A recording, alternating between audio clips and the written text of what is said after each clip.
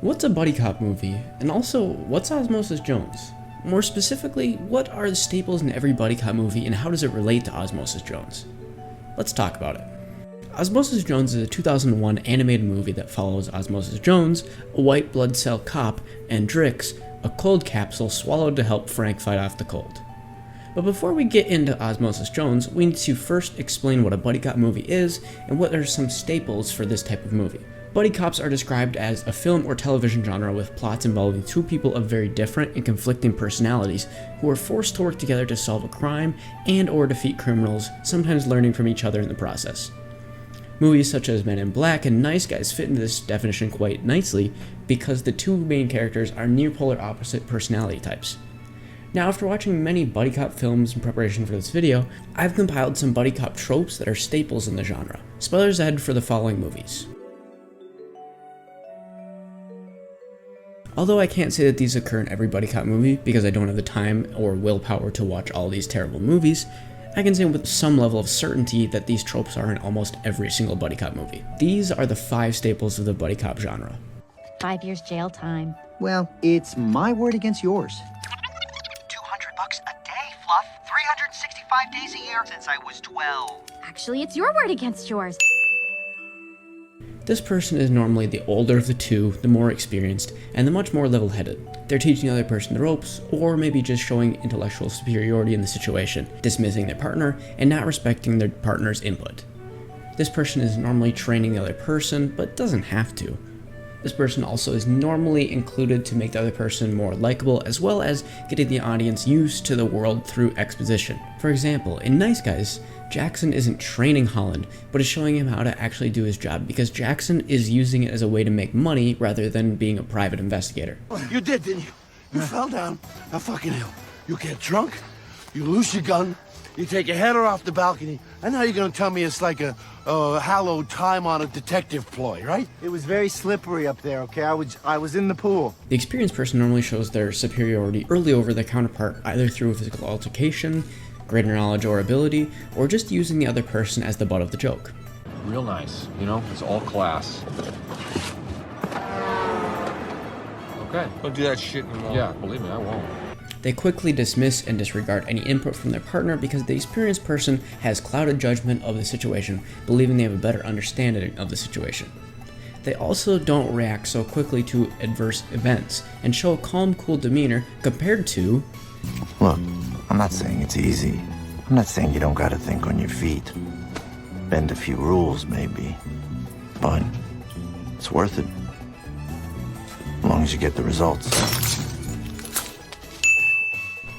This person is either fresh to the force or just doesn't show a good understanding of their job. They're normally the loose cannon of the group, never really doing what's expected of them. They're also the result of most of the comedic relief in these movies, be that the butt of the joke or just through cracking jokes. Your left arm. Give me your left arm. This one. No! Yeah, come on. No!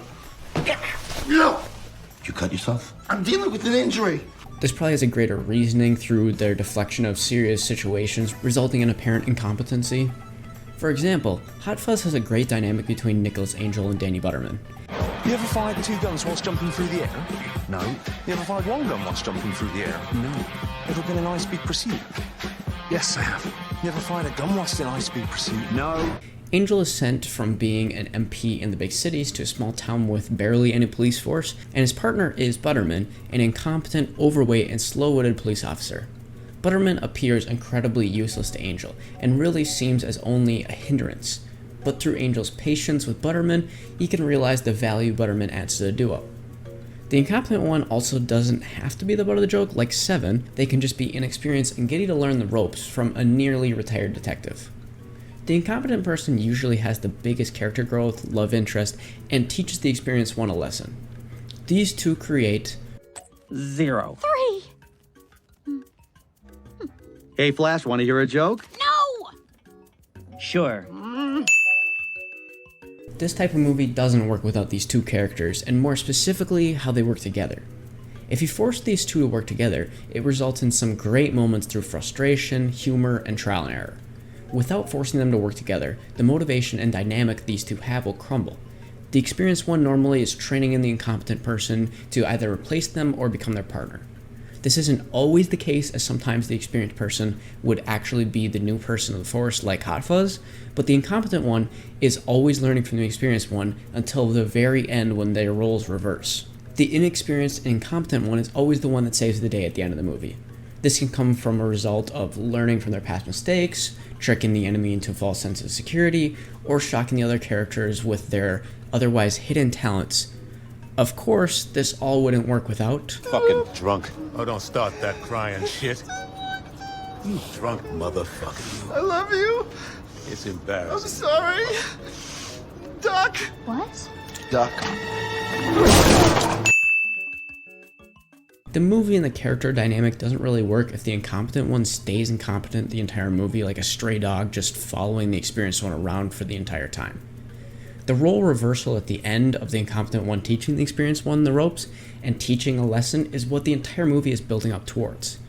By the experienced one being either gone or in trouble or needing help from the incompetent person, we get to see the incompetent person flourish and show their knowledge they can teach their partner. This twist in the third act happens because the movie never hints at them being smart enough to provide any benefit to their partner without being a hindrance. For example, in The Other Guys, Detective Allen is played off as the laughingstock of the entire force, even by his partner, Detective Terry. Pop one off. There you go. Pop it off. Don't think, just go. Here we go. Do it, yes.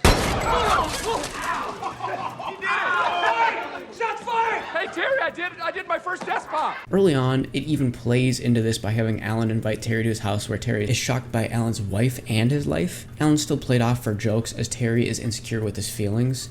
And in the end, Alan and Terry are both honestly seen as incompetent, but somehow take down a scheme that would cost the police pension $32 billion. The twists in these movies consist of the incompetent one solving the problem and teaching the experienced one a lesson along the way. The final aspect of this is more of a character building tool, and that is, You hurt her.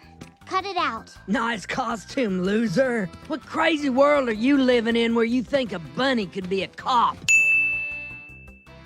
this one is probably the least occurring on the list, but it still occurs enough that it should get its own spot. One of the characters, and sometimes both characters, are wronged by the system that has given them this opportunity.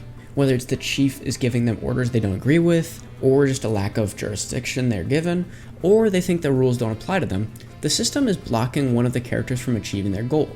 Zootopia is a great example of this. Judy Hopps wants to be a cop even though there has never been a rabbit cop before. The system, her parents, and society all tell her not to even try this. She succeeds, becomes top in her class, and gets sent right to the heart of Zootopia, where she is again the odd one out. In a group of predators, she's the only prey and is assigned parking duty. The system is yet again holding her back because her chief doesn't want her here, and she thinks that by working really hard, she can fight against the oppressive system that is keeping her down, not allowing her to elevate the ranks and become respected. 100 tickets. I'm not gonna write 100 tickets. I'm gonna write 200 tickets. Before noon. She befriends a fox named Nick and tries to solve a missing person case, and does exactly what the chief and the law tells her not to do. She essentially gets fired multiple times for disobeying direct orders and breaking the law on multiple occasions. At the press conference, Judy says predators are turning savage because of their biology, turning Judy against her friend and everyone she works with. Because of this, we get this incredible line from Nick. I mean, it's not like a bunny could go savage. Right, but a fox could, huh? Nick, stop it. You're not like them. Oh, there's a them now. Signaling that Judy is becoming just like the society and system that had oppressed her for her entire life.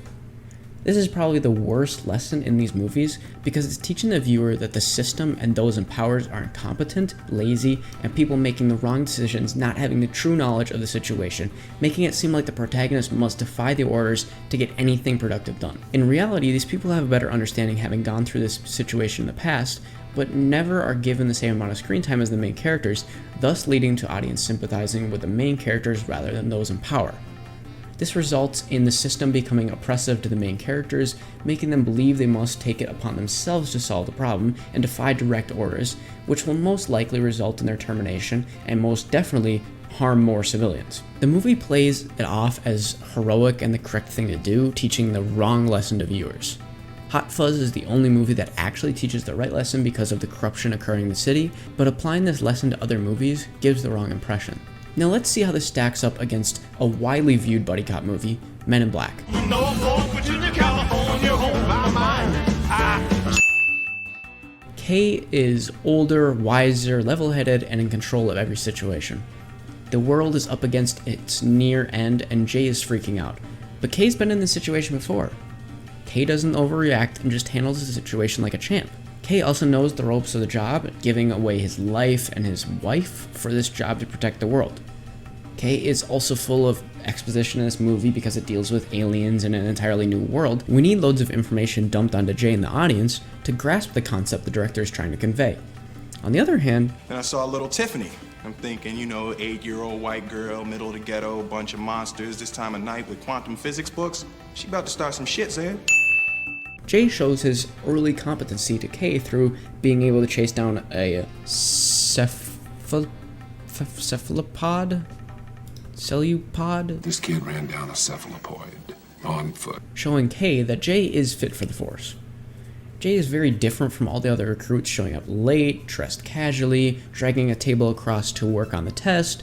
Wanna get down on this? Shooting a little girl instead of the aliens. May I ask why you felt little Tiffany deserved to die? Well, she was the only one that actually seemed dangerous at the time, sir. And turning down working for MIB because simply doesn't believe Kay. Even through all of this, we see Jay's willingness to learn, adapt, and a calm demeanor through it all. Now, of course, this wouldn't work without... These are the hot sheets? Best investigative reporting on the planet. Go ahead, read the New York Times if you want to. They get lucky sometimes. Thanks, Manny. Cannot believe you're looking for tips in the supermarket tabloids.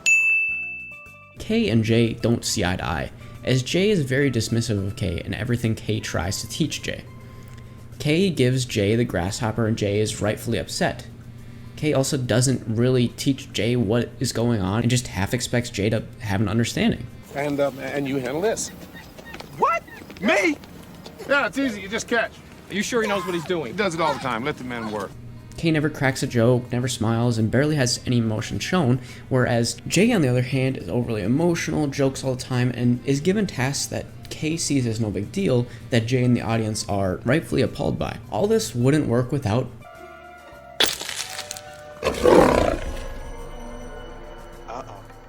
I'm sorry. Was that your auntie? The final act consists of a giant bug trying to escape with an entire galaxy. Kay and Jay lose their weapons, so Kay intentionally gets swallowed, but before that tells Jay that the only thing he needs to do is not let the bug leave with Kay still inside. Jay tries his old method of just trying to fight the bug, which doesn't work because he's just getting tossed around, but then he gets tossed into a rotting garbage can filled with cockroaches.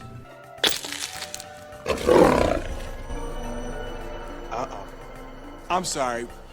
Was that your auntie? Jay comes up with the idea to step on these, which upsets the bug and forces him to jump down and fight Jay. Kay shoots the bug from inside, and the twist is that they are saved by this doctor lady. Number 4 is only half checked because the twist doesn't consist of the incompetent one showing off their knowledge or wit in the time of need to teach the experienced one, but instead it's Jay showing his resourcefulness and appearance of a good understanding of the situation, even when he has no clue what he has to do, shown throughout the entire film. In the end, the doctor lady saves them from their death, and really is the twist in the third act, besides of course Kay retiring. Finally, now this movie actually doesn't have a system that's done me wrong, and honestly is much better because of this. Jay is instead doing what he believes is right and always tries to follow orders. One movie that does have this aspect is Hot Fuzz. In Hot Fuzz, the police chief is blocking Angel and Butterman from doing their duty to stop the murders that are happening, so the two take it upon themselves to defy their orders and bring them to justice. Butterman and Angel know the system is protecting those breaking the law, and they must defy direct orders to bring them to justice. If Men in Black had instead had Jay being held back by the system for his skin color, the movie would have leaned on that fact that he's very intelligent and a resourceful cop that hasn't been given the credit and elevation in the ranks because he's black. If they have the system oppressing him in this way, Jay isn't incompetent, and the two characters don't bounce off each other like this, making the entire movie feel flat. Not all 5 aspects need to be included in the movie to make the movie work, but the majority of the buddy cop movies have all 5 aspects included to make the story work. Now, how does Osmosis Jones stack up with these tropes, and how effectively do they work? For those who haven't seen the movie, I'll recount the plot in an objective way. The movie starts with us being introduced to Osmosis Jones as a cop flying in a helicopter in the mouth of Frank as a group of bacteria are trying to make their way to the stomach. A yawn causes the bacteria in Jones to be sucked in, where backup comes to try and capture the bacteria. Jones is told that they're outside of their jurisdiction, and Jones takes it upon himself to solve the issue. Osmosis Jones jumps from the helicopter to catch the bacteria and causes the bacteria to get away, and then Jones shoots a nerve that causes a cramp. Frank becomes sick and takes a cold pill to help fight the inflammation. Jones and Drix are paired together to get rid of this inflammation, where Drix believes it's just a common cold, but Jones believes there's something more to it. Jones finds a witness that says the Red Death is coming. Osmosis Jones and Drix go to the nose, and Drix becomes irritated with Jones for his incompetency and thinking that there's more than just a common cold. Jones sees Thrax, and the nose glands break. Jones and Drix get into a heated argument where Drix says he can't be partners with Jones anymore. Jones gets fired, but then Drix decides to stay with Jones because Drix is supposed to look into every possible bacteria and sickness. Drix and Jones get into a club where they hear Thrax's plan and destroy the Zit, where they believe they have solved the problem. The mayor fires both Jones and Drix for ruining what the mayor is planning. Thrax survives the explosion and causes Frank's temperature to skyrocket. Jones finds Drix trying to leave the bladder before Jones convinces him to stay and try and kill Thrax. Thrax kidnaps Leah, where Jones and Drix need to save her. Jones chases Thrax, where Jones saves the day, and Leah falls in love with Osmosis Jones.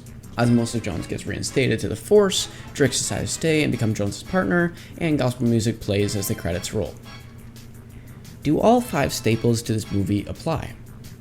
First off, the experienced one is clearly here with Drix. Drix is a college graduate, experienced to fighting against the cold, and is respected by the Force. He doesn't believe Jones and really acts in his own self-interest, doing what he was created to do. Drix is cold, calculated, only used for jokes for how robotic he acts. I was developed at the University of Chicago, where I graduated Phi Beta capsule. Great. Drix doesn't work without the incompetent one, and that's Jones. Jones? In the words of the immortal James Brown, get down! James who? Jones is a newer white blood cell eager to make an impact in the city of Frank, where he feels like he's being hindered by the police chief because they aren't using his skills to their best ability. Jones is disrespected by the whole police force for his incompetence, willingness to take matters into his own hand, and disregard to direct orders.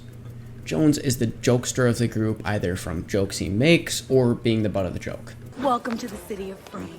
I'd like to examine your irritated areas. Woo! Never on the first date, Drips. Drix. That's what I said. The dynamic these two have worked pretty well because they're near opposites, growing up in different places entirely. One created in a lab, and the other from the poorest of the poor areas in the butt crack. Yes, this is actually where the movie says Jones is from. Oh. I'm not kidding, man. My high school was crack central. No, it was in the crack. Right in the stanky fucking city.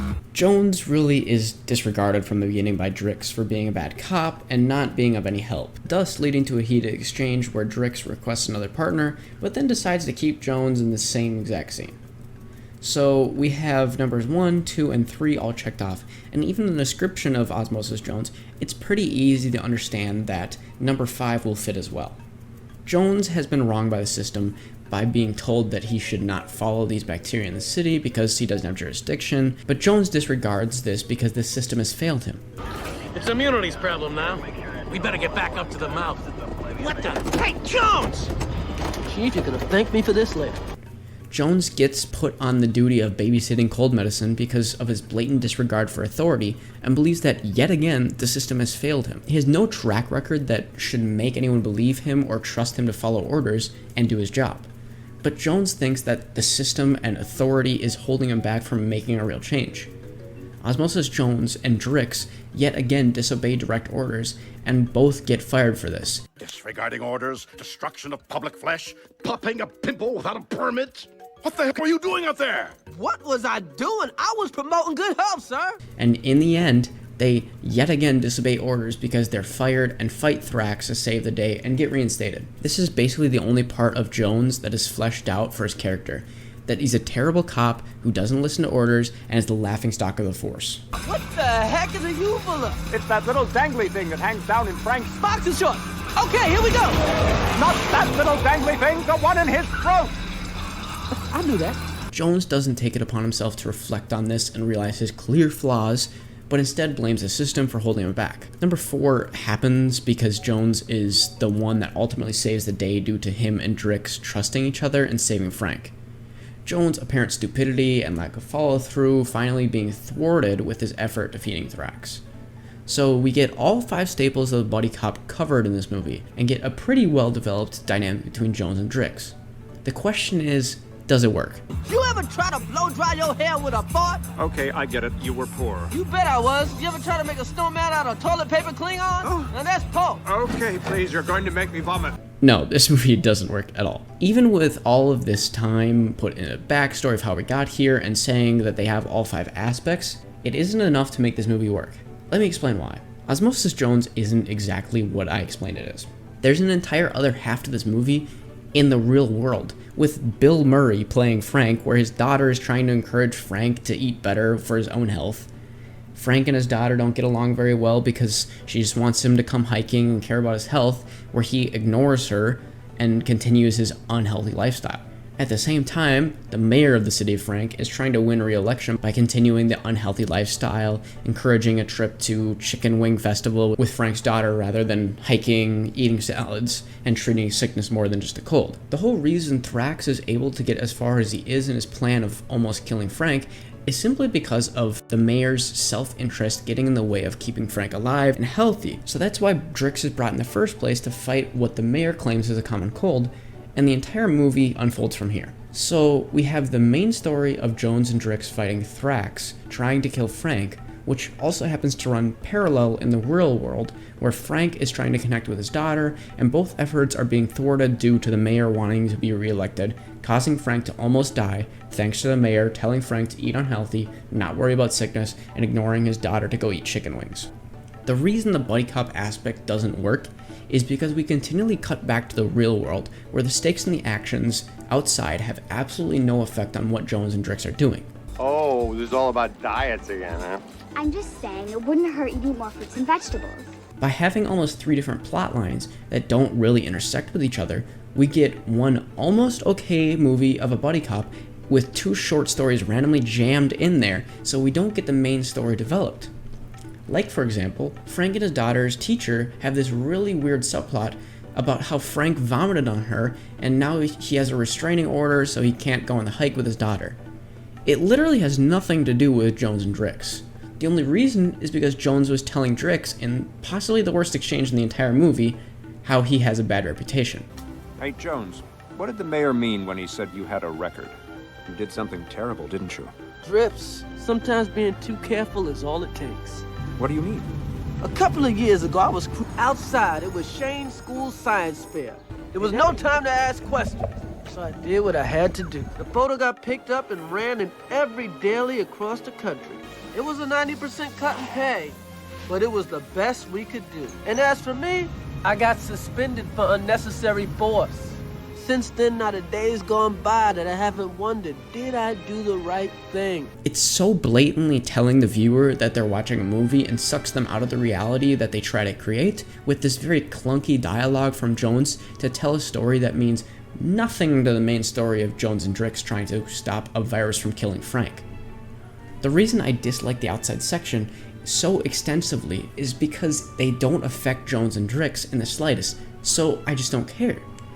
Is the outside part well done? Hey, that's my edge! Give me that. Yeah! Oh! Oh! Oh! What's wrong? Oh! Oh, it's a cramp! Ah! Leg. Here. Leg.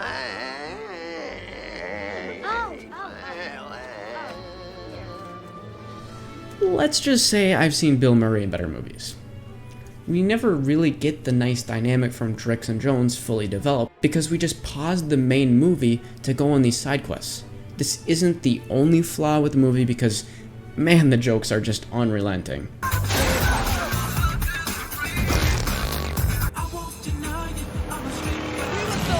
We lived on peanut butter and cellulite sandwiches. Some of them are clever and witty, but the majority are just body part puns, childish humor, and overly disgusting. If we reduce the amount of terrible jokes, remove almost all of Bill Murray's parts, and cut down the mayor's incompetency to focus more on the virus plot and develop more banter between Osmosis and Drix, this would be a really clever, witty movie following a weird but interesting concept. Instead, we get a half-baked idea with 3 movies rolled into one, trying to make it coherent, which results in some terrible dialogue, horrible jokes, and some of the worst acting from Bill Murray in his career.